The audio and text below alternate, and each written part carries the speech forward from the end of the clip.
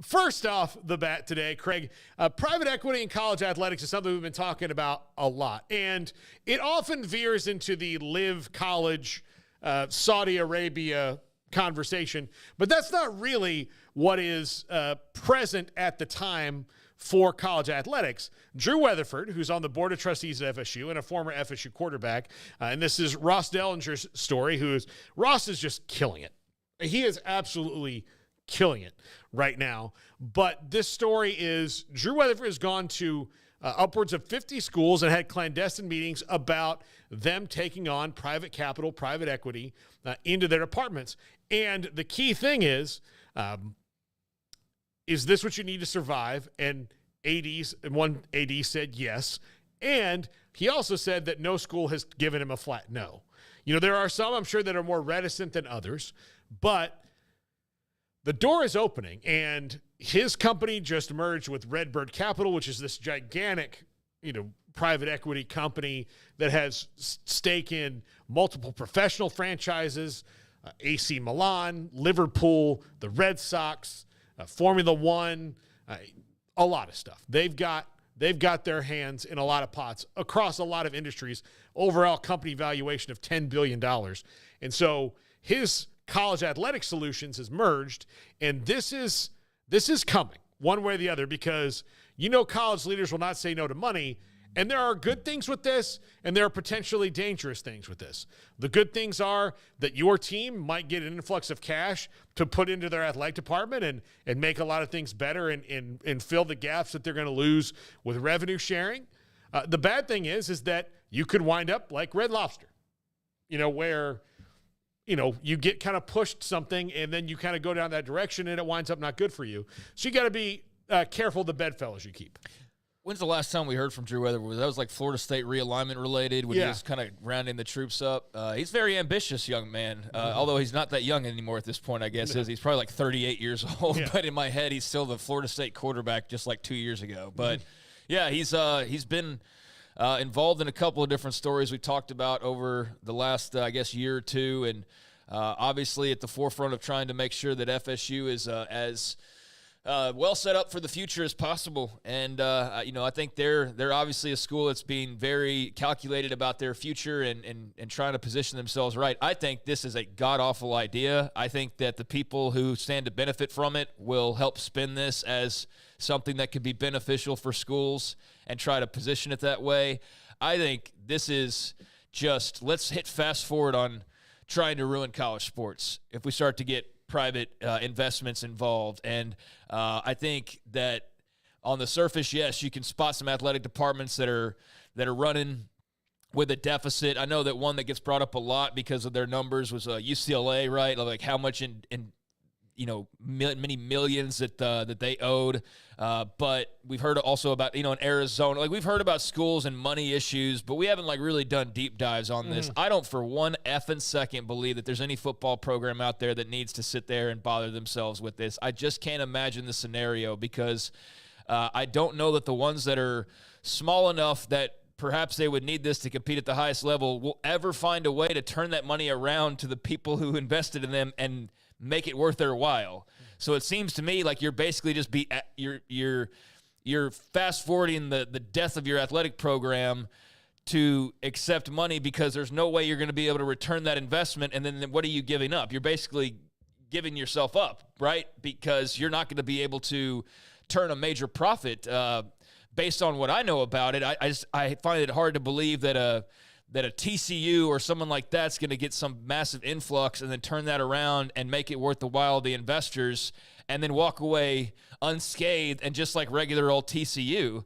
And they may not need any money, but certainly there are others that are. That's why this conversation is here. This sort of story to me, more than anything, is just makes it crystal clear the vultures may have already arrived, but now there's more of them, and they are swarming and swirling and flying over college sports right now, just ready to pick apart the bones of whatever is there to pick apart. And right now, there's a lot of things that you could see offered up, like athletic programs potentially wanting to invest. And I've seen some of the reaction to this, and there's financial people that are like, this is the worst idea ever for college sports as we know it.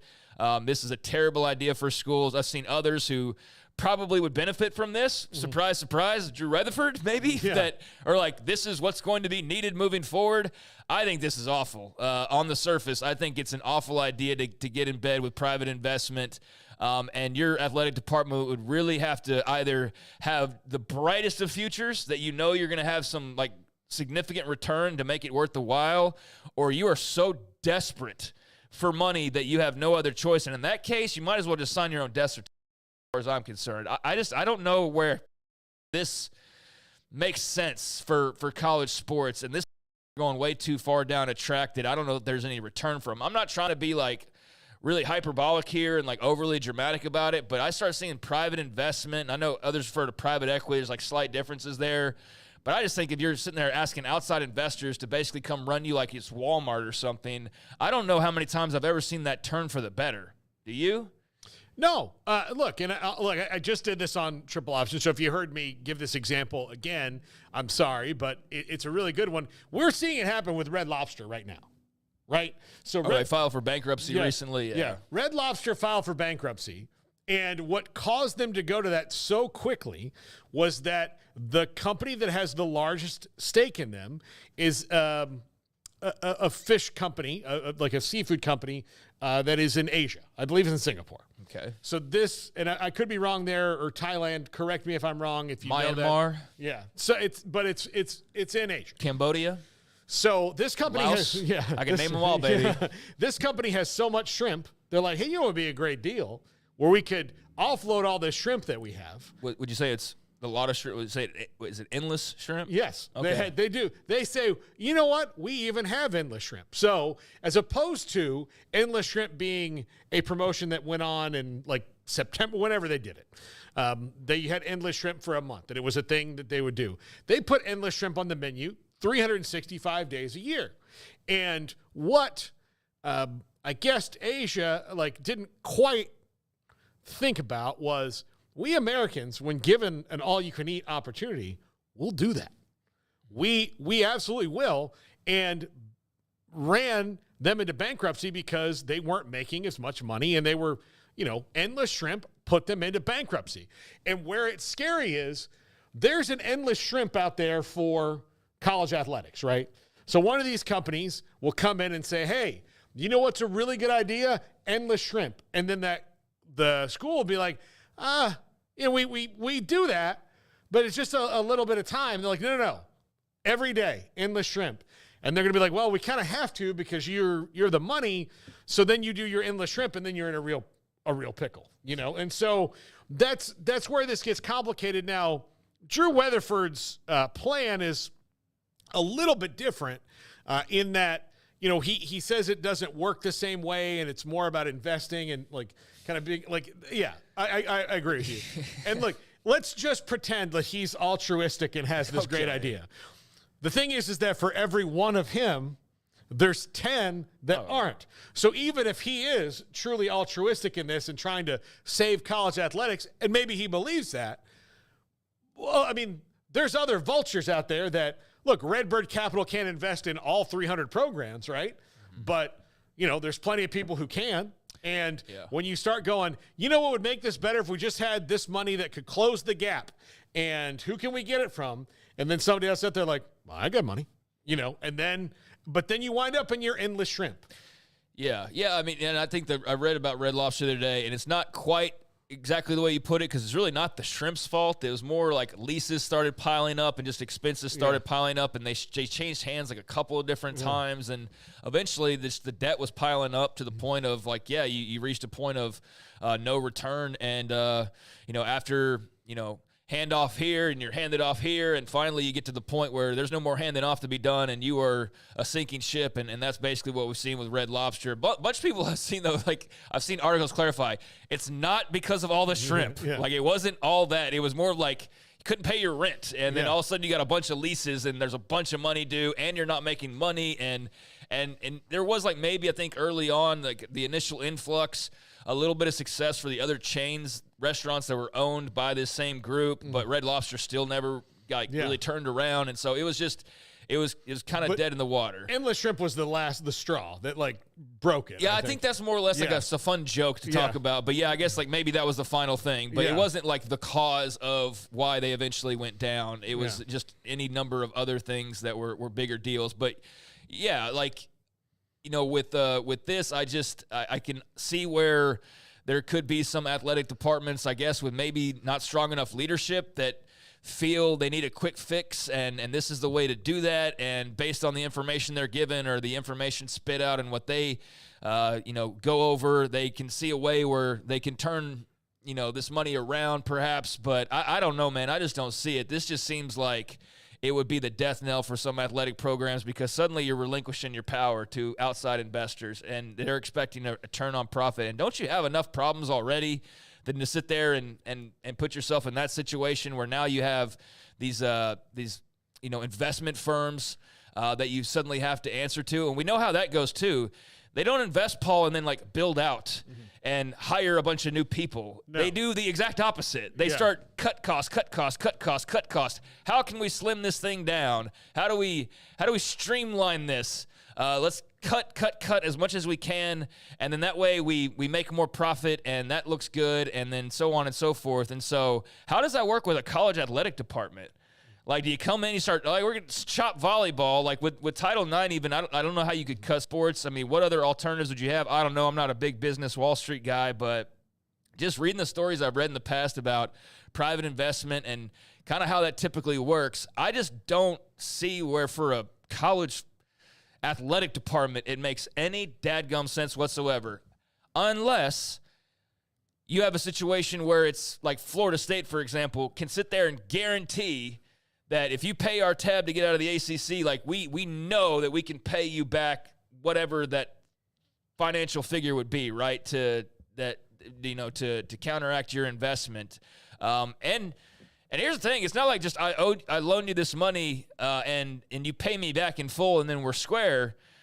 Isn't it pretty much like, hey, we're going to pay you this money and we want our money back and then we want this much return on top of that, right? So I don't know who can guarantee that or who would want to be in a situation that binding and that puts you at so much risk. I mean, if you're already at risk when it comes to money, I can understand wanting to find a way to close that gap for schools that aren't an Ohio State or a Texas or, whoever that can just cut checks. But this seems like you're just putting weights around your ankles in the swimming pool and still trying to, swim. I just feel like it puts you even further into problem territory. And the better idea is to do what you've always done and go to your boosters. I mean, if you need money that badly, go to your boosters. If it's a situation where your program's in real trouble, wouldn't you rather go to your boosters who aren't going to be like, all right, and I better get a 25% return by 2027 or, we're going to own half the athletic department. I mean, that to me just, it seems like it's dangerous, shaky territory, and I don't know. That just seems like a bad idea from the outside looking in. Now, I'm sure there's probably a more nuanced, detailed, like, well, actually, this is how it could operate. And if I saw something like that made sense, then I'm open-minded enough to hear it out. But on the surface, this just seems like a bunch of greedy people who see a really weak system and a hole to run through at a moment of vulnerability with some smooth words to convince so-and-so A&M that, hey, if we give you $200 million based on this, that, and the other, like, you can pay us back and we'll give you this cash influx and it'll all be great and rosy. It smells like trouble to me. And so I would be very wary if I was college athletic departments or universities and dabbling in this for the sake of our athletics. I just think that's dangerous territory, and it's much better to go the private route with your big boosters. And look, if you don't have those guys, Paul, then maybe you just shouldn't be in the business of big-time college athletics. Like, can we ever get to that point where just not everybody maybe does have a seat? And I'm not trying to kill programs, but if you can't afford to play at this next level, I don't think the answer is to go get private investments and then, tank it even further. I think it's like, well, maybe you just look in the mirror and say, all right, this sucks. We'd rather be here, but we're going to have to look for other alternatives to maybe get back there one day. But for right now, we're here, and we've got to be the best that we are here, and then hopefully formulate a plan to maybe, if we're successful, get up here again. But I don't think that's getting like $200 million from some dude in New York, and then, then all of a sudden you're at their mercy and further tied up financially. I know there's experts out there that maybe can spin it a different way, but that's how I read it, and I just don't think that's a good thing for college athletics as we know it. Now, on the chat room, go